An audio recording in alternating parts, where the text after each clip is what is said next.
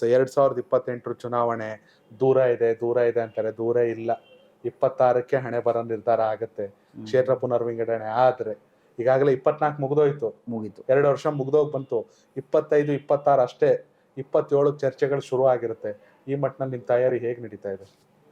ನಮ್ಮ ತಯಾರಿ ನೋಡ್ರಿ 2018ರಿಂದನೇ ಸ್ಟಾರ್ಟ್ ಇತ್ತು. ಅವಾಗ ನಮ್ಮ ಅನಿಲ್ ಬೆನ್ಕೆ ಅವ್ರಿಗೆ ಅವಕಾಶ ಸಿಕ್ಕಿತ್ತು.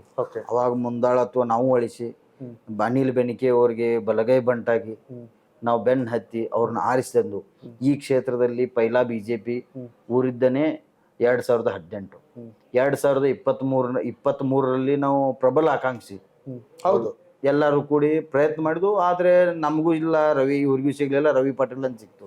ಬಟ್ ನಮಗ್ ಸಿಕ್ಕಿಲ್ಲ ಅಂತ ಹೇಳಿ ನಾವೇನ್ ಮನ್ಯಾಗ ಕುಂತಿಲ್ಲ, ವಿರೋಧ ಮಾಡಿಲ್ಲ, ಅಂತ ವಿಚಾರ ಮಾಡಿಲ್ಲ, ಮಾಡಲೇಬಾರದು. ಪಕ್ಷಕ್ಕೆ ದ್ರೋಹ, ನಮ್ಮ ತಾಯಿಗೆ ದ್ರೋಹ. ಆ ಉದ್ದೇಶದಿಂದ ಇಟ್ಕೊಂಡು ನಾವು ಮತ್ತೆ ರವಿ ಪಾಟೀಲ್ ಅವ್ರು ಬೆನ್ನ ಹತ್ತಿದ್ದು. ಸ್ವಲ್ಪ ಅಂತರದಲ್ಲಿ ನಮ್ಗೆ ಸೋಲಾಯಿತು. ಆದ್ರೆ ಬರುವಂಥ 2028ರಲ್ಲಿ ನಮಗೆ ಸೀಟ್ ಸಿಕ್ಕೇ ಸಿಗುತ್ತೆ ಅಂತ ಆತ್ಮವಿಶ್ವಾಸ ಇದೆ. ಆ ವಿಶ್ವಾಸ ಪ್ರಕಾರ ನಾವು ಕೆಲಸ ಮಾಡ್ತಾ ಇದ್ದೇವೆ.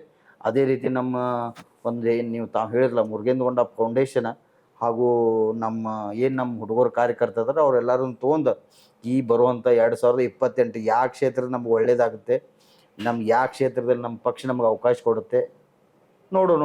ಎಲ್ಲರೂ ನಮ್ಮ ಲೀಡರ್ಸ್ ಅದಾರೆ, ರಮೇಶ್ ಜಾರಕಿಹೊಳಿ ಅವರು ಅದಾರೆ, ಅಭಯ್ ಪಾಟೀಲ್ ಅವ್ರು ಅದಾರೆ, ನಮ್ಮ ಬಾಲಚಂದ್ರ ಜಾರಕಿಹೊಳಿ ಅವರು ಇದ್ದಾರೆ. ಇವರೆಲ್ಲರೂ ಒಂದು ನೇತೃತ್ವದಲ್ಲಿ ನಾವು ಅವರ ಬೆಂಬಲಿಗರಾಗಿ ನಿಂತಿದ್ದೀವಿ. ಅವ್ರನ್ನೂ ನಾವು ಕನ್ವಿನ್ಸ್ ಮಾಡ್ತೀವಿ. ಯಾವ ಸೀಟ್ ನಮ್ಗೆ 4 ವಿಂಗಡಣೆ ಆಗ್ತೈತೆ ನಾವು ಹೇಳ್ತಾರೆ 2026ರಲ್ಲಿ. ಸೊ ಅವಾಗ ಈಗ ಉತ್ತರ ಇದೆ, ನಂತರ ಯಾವ ರೀತಿ ಆಗ್ತಾವ ನೋಡ್ಬೇಕು. ಈಗ ಪೂರ್ವ ಪಶ್ಚಿಮ ದಕ್ಷಿಣ ಉತ್ತರ ಆಗ್ಬೋದು. ನಮಗ ಅದ್ರಾಗ ಯಾವ ಅವಕಾಶ ಆಗ್ತದೆ ನಾವು ಹೇಳ್ಬೋದು. ಇಲ್ಲ ಪಕ್ಷ ನಮ್ಮ ಲೀಡರ್ಗಳು ಇಲ್ಲಪ್ಪ ನೀ ಬೇಡ ಅಲ್ಲಿ ನಿಂದ್ರಂದ್ರು ನಾವು ಮಾಡ್ತೀವಿ. ಅದಕ್ಕೆ ಗಟ್ಟಿಯಾಗಿ ನಾವು ತಯಾರಿ ಮಾಡ್ತಾ ಇದ್ದೇವೆ. ಬರುವಂತ ದಿವಸದಾಗ ಆಸೆ ಇಟ್ಕೊಂಡು ಕೆಲಸ ಮಾಡ್ತಾ ಇದ್ದೇವೆ. ಮುರುಗೇಂದ್ರ ಪಾಟೀಲ್ ಅವ್ರ ಮೇಲೆ ಒಂದು ಆರೋಪ ಇದೆ. ಅದು ಆರೋಪ ಅಷ್ಟೇ ಅಲ್ಲ, ನಿಮ್ಮ ಆತ್ಮೀಯರು ಕೊಡುವಂತ ಸಲಹೆ ಕೂಡ ಹೌದು. ನಿಮಗೆ ಕೆಪಾಸಿಟಿ ಇದೆ, ನೀವು ವಿಧಾನಸಭೆಯಲ್ಲಿ ನಿಂತು ಗುಡುಗುವಂತ ಎಲ್ಲಾ ಆತ್ಮವಿಶ್ವಾಸ ಇದೆ, ಅರ್ಹತೆ ಇದೆ, ಎಲ್ಲವೂ ಇದೆ. ಆದ್ರೆ ಲಾಸ್ಟ್ ಮೂಮೆಂಟ್ ಅಲ್ಲಿ ಪಕ್ಷ ಹೇಳ್ತು ಅಂತ ಪಕ್ಷಕ್ಕಾಗಿ ದುಡಿಯಕ್ಕೆ ಶುರು ಮಾಡ್ತಾರೆ.